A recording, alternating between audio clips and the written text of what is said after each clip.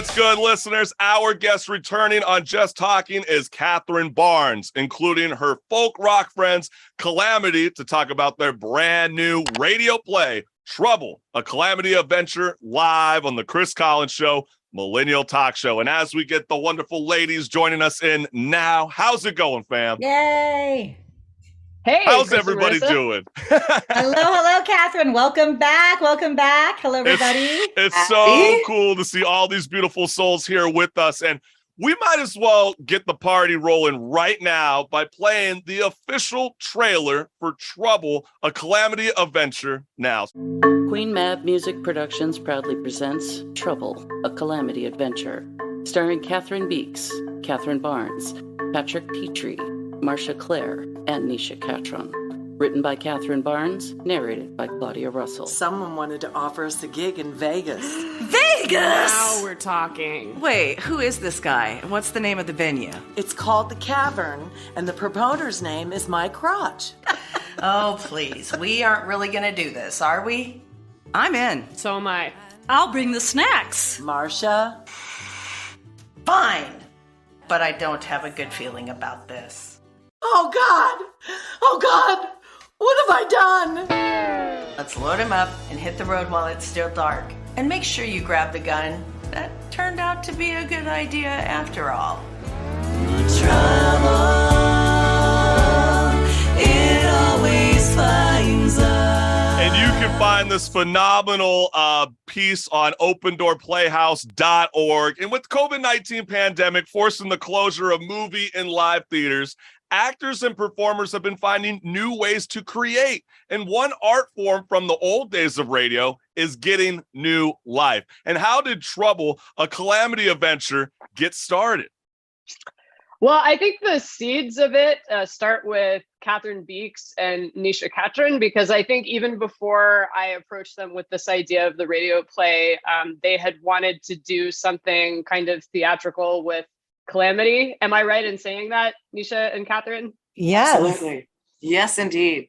And especially because Catherine's got a background in video and videography. She's directed 3 music videos for me, and they're all really super cool. And then Nisha's got an extensive background in acting and TV and that kind of a thing. So the way that I got the idea was I went to see a friend of mine has a James Bond solo show that he does. And to fill the first half of like a full program, he did like a James Bond radio play. And he's a millennial too, by the way. His name is Tom Stewart. And I thought, wow, a radio play, that would be like a cool thing to do with Calamity. But I pictured it being like live. Like I pictured us all sitting on the stage with our music stands, you know, Right. reading dialogue. And then I think it was Catherine Beeks who said, hey, you know, why don't we record this and do it like a podcast? So, and it was like the eve of the pandemic when we did this. Yeah. So Wow. I guess we were like looking into the future. I don't know. But ladies, I mean, the band is hired to play a concert gig at a club in Las Vegas when shit completely hits the fan, all right? I mean, is there any truth to the story? I mean, come on. I mean, after all, it's Sin City. You can spill the beans. It's very close to our normal adventures. I mean, Barnes did take a little license with it, but actually that kind of stuff, it wouldn't surprise me to happen to us. I love that. I think that is so groovy. And we literally have it all. We got the brains, the beauties, and bosoms. That's not me, folks, that said that. That's what's being told inside the radio play. Of all the quotes you could have zeroed in on, Chris Collins, that had to be the one. Well, you know me, Catherine, by I now. know. That is definitely something that stuck out to me. But that's how these ladies like to describe themselves in this radio play. And where did you come up with this concept of madness unfolding in your radio drama? Have you seen our band? Well, I think that's a fair assessment in and alone of itself. So I guess it starts off with the Motley Crew, right? Word. Pretty much. Okay. Pretty much. I love that. I think that's so cool. And then in the 1940s, all the way to the 1950s, radio was the source of popular entertainment. And it was more than just the news. You know, music and novels were also a major part of people's everyday lives. And when did the band decide to explore the new frontier when it comes to radio drama? Well, like Barnes said, we had always had these ideas, but really she ran with it, did an amazing job writing the script. She showed it to us to get our approval, and we were all just floored. And the dialogue that she came up with for each of us was really spot on with what we would say. It's really true to our normal personalities and characters. She really blew us away. We're so proud of her. I think that's so cool because, those in the theater world have been scrambling behind the scenes, to find new ways to get work to the public, and from, everything from Zoom theater to radio plays now. And what's the process like to create a radio play? Did you guys all do this remotely? Did you get together? I mean, how did that work? We all got together and it was a lot of fun. We recorded it at Hard Acres, right, Catherine?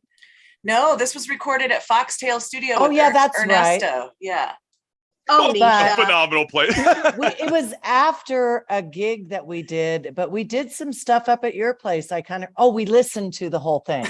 That's what happened. I think that's good as well. You have to listen back to yourself to make sure that everybody's smooth sailing, because I think what's really works well with your guys' pieces, the sound effects, right? I think, it's kind of low cost efficient. You can really test the waters when you do these sort of things. And so have you considered, I know you guys kind of mentioned it at the top of the show, but have you considered taking Trouble, a Calamity adventure on tour? No. I mean, I think it could work. I think it's kind of cool. We always see different, orientations of people that bring, live script reading to the masses. I think you guys could easily pull this off and have a really kick-ass show. All right. And then we'd have a whole other radio play afterwards. With the adventures along the road. Hey, that's true. It's never ending. Never ending. It's like full circle constantly. I love that. I think that is so cool. And ladies, with the success of Trouble, a Calamity adventure, Spotify has a new top podcast in the US with radio play from Spotify original Batman Unburied, dethroning the Joe Rogan Experience in May. And do you believe radio plays are making a revival for the youth or everyone? Yes, I do. And I think Barnes started it.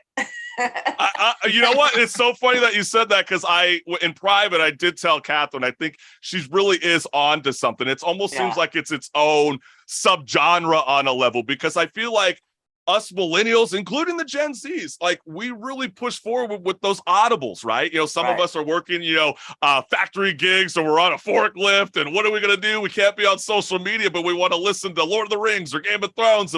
But now we got these radio plays accessible to the palm of our hands on a level. It's so insane. And I think the beauty of audio is turning on something that can make your imagination work its wonders. And it's almost like the synergy you get from theater, right? Would you agree?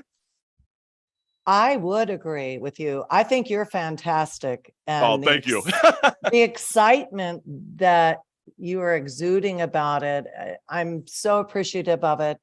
And it was really cool because Barnes initially wanted it to be like a musical that we were going to put on stage. And we realized, the logistics, the cost, and all these things. And Catherine said, let's just make it into a radio play. And then Barnes went to work. And then we went to work. And look what happened.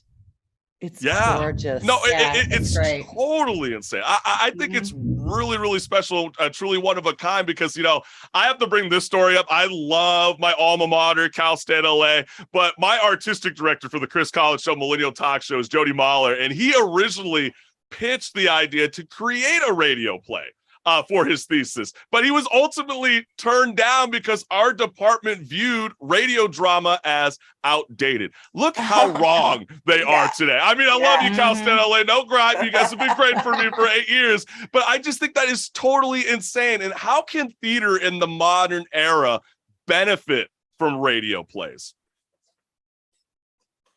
How can it benefit? Yeah, like how do you No, go see ahead, it? Nisha. I want to hear what Nisha has to say first.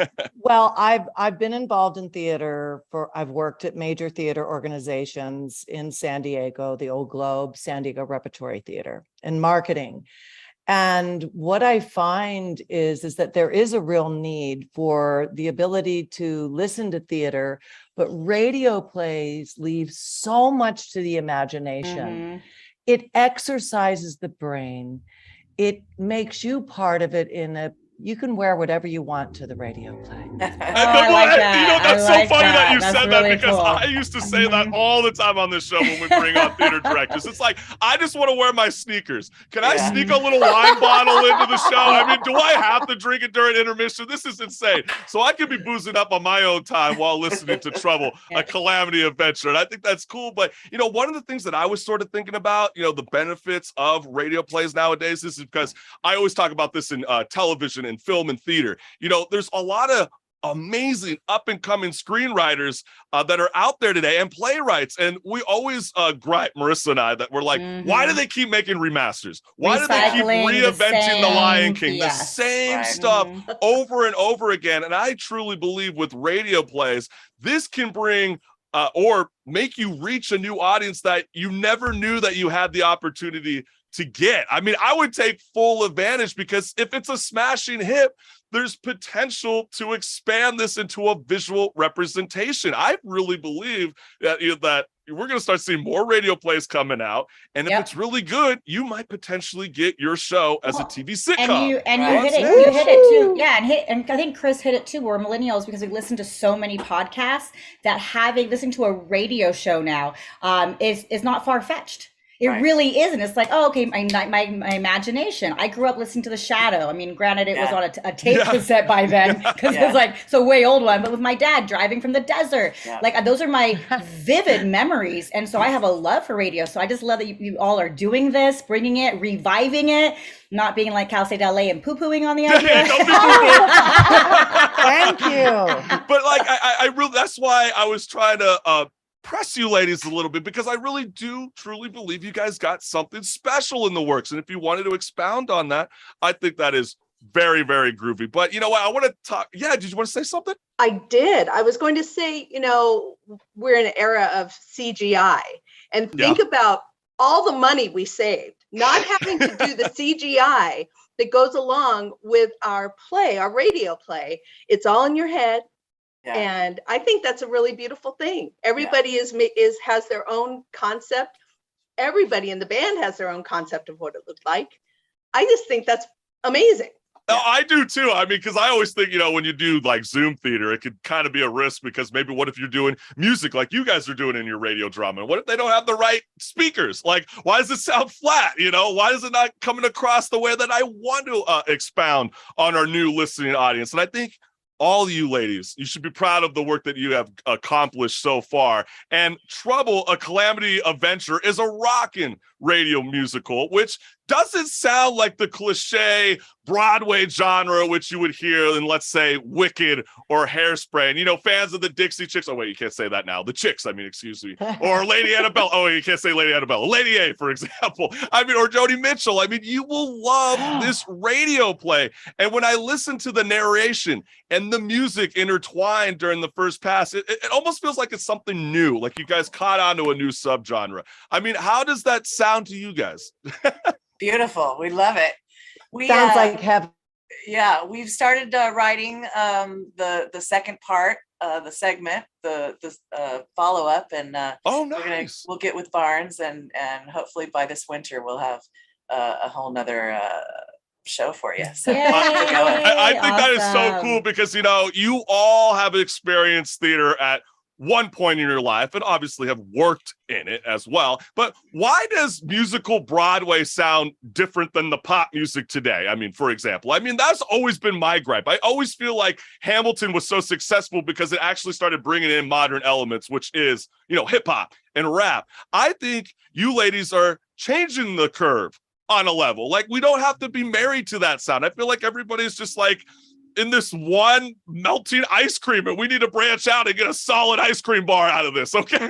That's like the best metaphor I can think of. And it's like, because I always think about some of my favorite rock bands, for example. There's a band called Stone Sour, and they partnered up with Dark Horse Comics, and they were able to turn their album into a comic book, which I think is so cool. I see heavy metal band like Ice Nine Kills. They like to reinvent their songs to be based off their favorite horror films.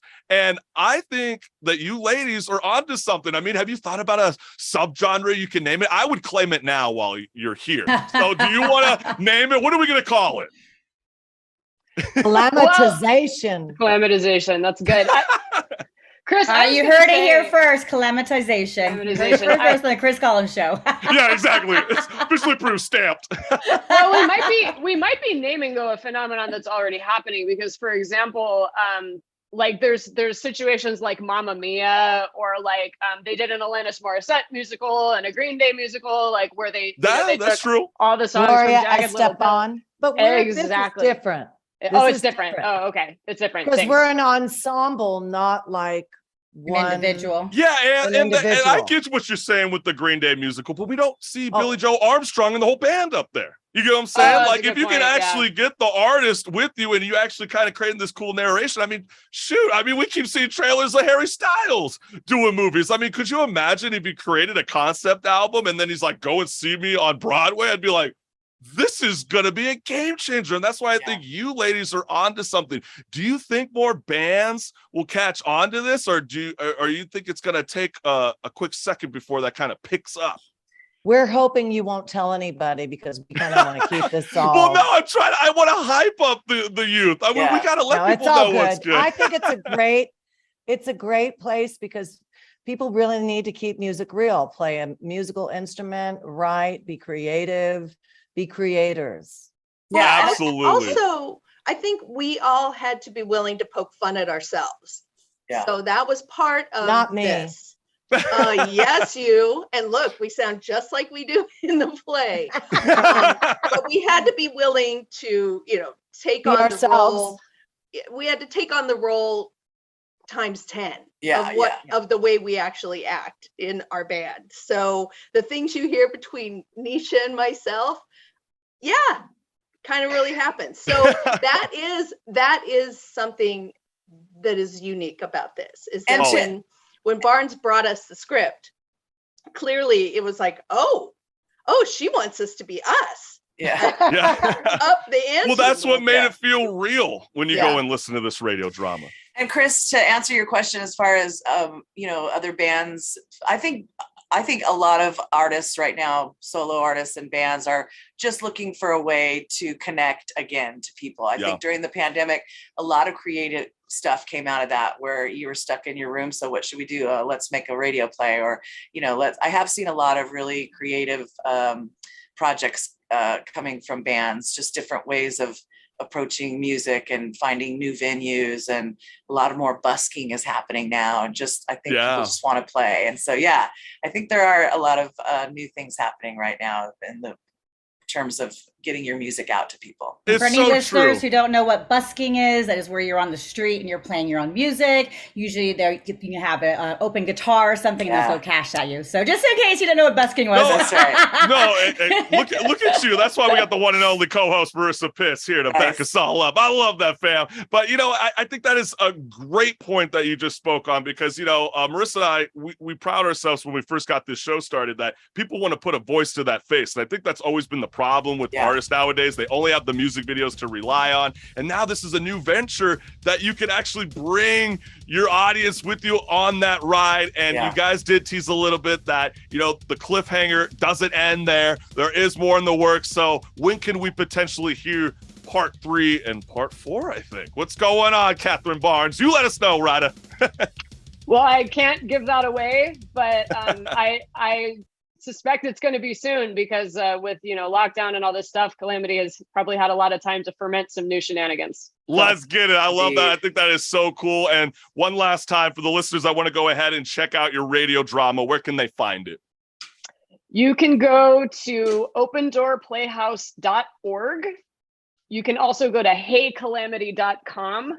And if you just go on Spotify, iTunes, whatever, and you search for Trouble, a Calamity Adventure, you will find it. Rock and roll, Awesome. ladies. We love you, Thank fam. you so Thank you much. again for joining the Chris College Show, Millennial Talk Show.